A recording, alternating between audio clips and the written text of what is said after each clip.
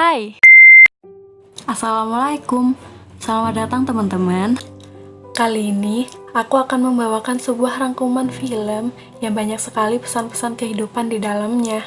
Film ini berjudul Parasite tahun 2019, di mana film ini mengisahkan tentang dua keluarga antara miskin dan kaya yang sangat ironis. Salah satu anak dari keluarga miskin kemudian direkomendasikan untuk menggantikan temannya sebagai tutor anak orang kaya. Namun, ia harus berpura-pura jadi orang kaya agar bisa diterima. Dari situlah berbagai penipuan dilakukan yang akhirnya membawa bencana. Langsung saja, yuk kita bahas filmnya. Oh iya, bagi kalian yang males nonton film secara langsung, tonton ringkasanku sampai selesai ya. Dan bagi kalian yang tidak suka spoiler, pastinya harus tetap ditonton sampai selesai juga. Oke, sip.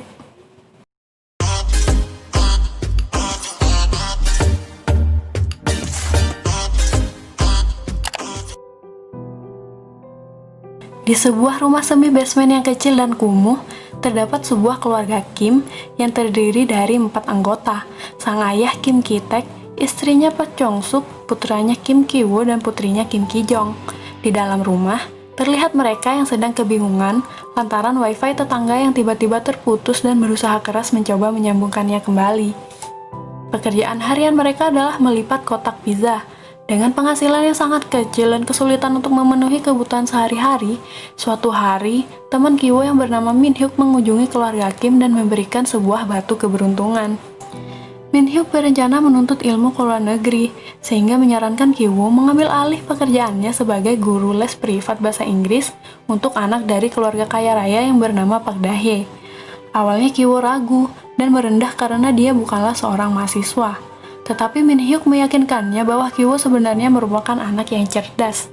Akhirnya Ki-woo bersedia menerima tawaran kawannya dengan memalsukan sebuah dokumen dengan bantuan adiknya yang sangat mahir menggunakan Photoshop.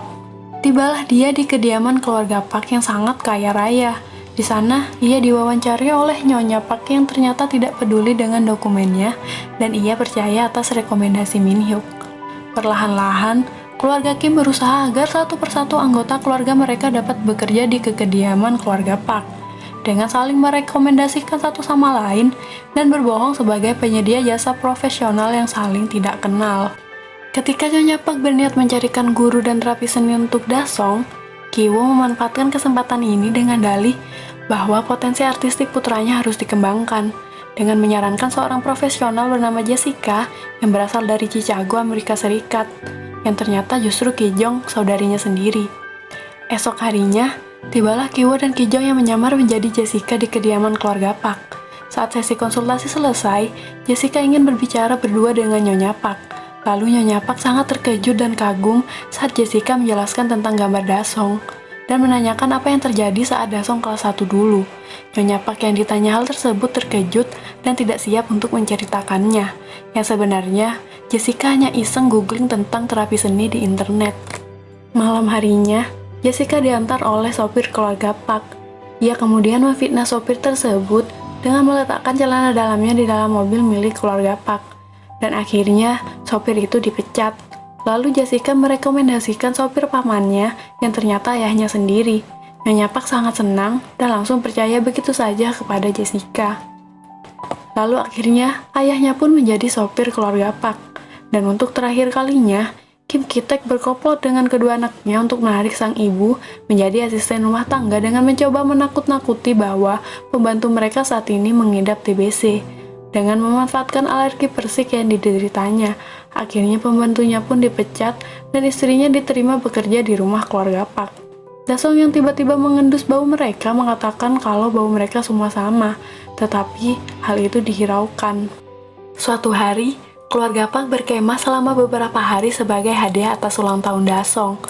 Keluarga Kim pun berpesta pora, menikmati fasilitas mewah dan mabuk-mabukan di rumah keluarga Park dan menghayal menjadi orang kaya. Pada malam hari saat hujan deras turun, tiba-tiba bel rumah berbunyi. Ternyata itu adalah mantan pembantu yang bernama Mungguang. Ia meminta izin masuk karena ingin mengambil sesuatu di ruang bawah tanah. Tanpa diduga siapapun, Mungguang menunjukkan sebuah bunker tempat suaminya yang bernama Geun-se bersembunyi selama 4 tahun untuk menghindari jeratan rentenir. Mungguang pun memohon untuk merahasiakan ini dan membiarkan suaminya tetap tinggal di bunker dengan memberinya makan setidaknya 2 hari sekali atau seminggu sekali pun tak apa. Tetapi Chung Suk mengancam akan memanggil polisi. Lalu keluarga Kim yang mengintip dari balik tembok terjatuh. Akibatnya, kebohongan keluarga Kim secara tidak sengaja pun terbongkar. Tanpa pikir panjang, Moon-gue memanfaatkan kesempatan itu dengan merekam mereka dan mengancam akan mengirimnya kepada Nyonya Park. Moon-gue dan Geun-se menyandera mereka. Namun saat mereka lengah, keluarga Kim berusaha merebut ponsel itu dan saling berkelahi di ruang keluarga. Keluarga Kim pun akhirnya berhasil merebut ponsel itu. Karena hujannya sangat deras, keluarga Park tiba-tiba membatalkan liburan mereka dan menelepon Chung Suk. Keluarga Kim menyekap Moon-gue dan Geun-se di bunker serta membersihkan ruang keluarga dan kemudian bersembunyi. Sementara Chung Suk terbirit-birit memasak ramyeon sebagaimana permintaan Nyonya Park. Ketika Moon-gue berhasil melarikan diri menuju ruang keluarga, Chung Suk menendangnya kembali sehingga Moon-gue terpental ke bawah lalu mengalami gegar otak. Geun-se mencoba meminta bantuan dengan menekan-tekan tombol lampu menjadi sebuah kode Morse. Tetapi, Dasong yang melihat lampu berkedip-kedip itu gagal memahami sinyal Morse tersebut. Saat Chung Suk menyajikan hidangannya, Nyonya Park mengungkapkan pengalaman traumatik Dasong yang pernah ia alami beberapa tahun lalu saat ia melihat sosok yang dikira hantu yang sebenarnya adalah Geun-se yang keluar dari bunker. Saat keluarga Kim yang tersisa bersembunyi di bawah meja, Tuan Park mengeluh soal bau badan Pak Kim kepada istrinya dan mengobrol merendahkannya. Keluarga Kim yang mendengar hal itu di bawah kolong meja merasa sedih dan tak berdaya. Memanfaatkan keadaan Tuan dan Nyonya Park yang tertidur, mereka semua meninggalkan rumah dan berlari ke rumah mereka. Mereka mendapati lingkungan tempat tinggal mereka diterjang banjir. Apartemen mereka terendam hingga setinggi dada dan langsung berupaya menyelamatkan barang-barang yang masih bisa diselamatkan. Kiwo membawa batu keberuntungan ke sebuah gelanggang olahraga, tempat di mana warga yang kebanjiran diungsikan. Sementara itu, Moon-gue meninggal akibat gegar otak dan Geun-se pun menangis melihatnya. Keesokan harinya, Nyonya Park mengadakan pesta ulang tahun untuk Dasong. Ia mengundang Ki-jong dan Ki-wo, sementara Ki-taek dan Chung Suk diminta datang untuk bekerja. Ki-wo membawa batu ke bunker, tetapi batu tersebut terjatuh dari tangan Ki-wo.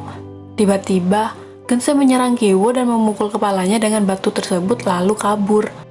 Mencoba membalas dendam atas kematian istrinya, ia mengambil pisau dapur dan menusuk Ki-jong di depan para tamu pesta yang menjerit ketakutan.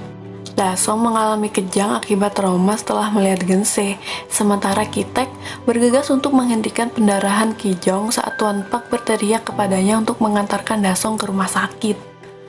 Namun, Ki-taek melemparkan kunci mobil dan kunci itu terperangkap di bawah Chung Suk dan Geun-se yang sedang berkelahi. Tepat sebelum Chung Suk menewaskan Geun-se dengan tusukan pisau, dari semua kekacauan ini, Ki-taek yang memendam kemarahan atas perilaku Tuan Park kepadanya dan reaksi Tuan Park yang menunjukkan rasa jijik setelah mencium bau badan Geun-se saat mengambil kunci mobil, ia mengambil pisau dan menusuk Tuan Park hingga tewas, lalu melarikan diri. Beberapa minggu kemudian, Ki-wo terbangun dari koma. Ki-wo dan ibunya dihukum dengan dakwaan penipuan dan menjalani masa percobaan, sementara Ki-jong tewas dan Ki-taek menghilang. Ki-wo terus memata-matai rumah keluarga Park yang kini telah dijual ke keluarga berkewarganegaraan Jerman. Lalu ia melihat kode Morse dari lampu yang berkedip-kedip yang diterjemahkan sebagai pesan.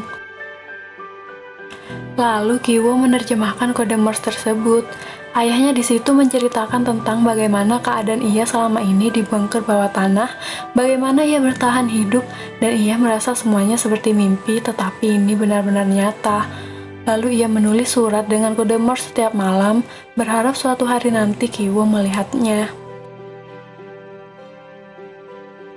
Lalu Ki-wo menulis surat kepada ayahnya, yang bersumpah bahwa suatu hari dia akan mendapatkan uang yang cukup untuk membeli rumah sekaligus menyatukan kembali keluarga yang tersisa. Film pun berakhir dengan Ki-wo dan Chung Suk yang masih tinggal di rumah semi basement tersebut, persis seperti adegan awal dari film, dan film pun berakhir. Gimana teman-teman menurut kalian filmnya? Film ini merupakan salah satu film yang banyak sekali mengandung pesan-pesan moral kehidupan. yang mengisahkan tentang dua keluarga, yang satu kaya dan yang lainnya tak berdaya. Premis Parasite ini, atau kita kenal dengan nama Benalu, memanglah sederhana, tapi banyak makna yang terkandung di dalamnya, sampai-sampai film ini banyak sekali mendapatkan penghargaan. Udah dulu ya, sampai jumpa di dongenganku selanjutnya. Assalamualaikum. Bye.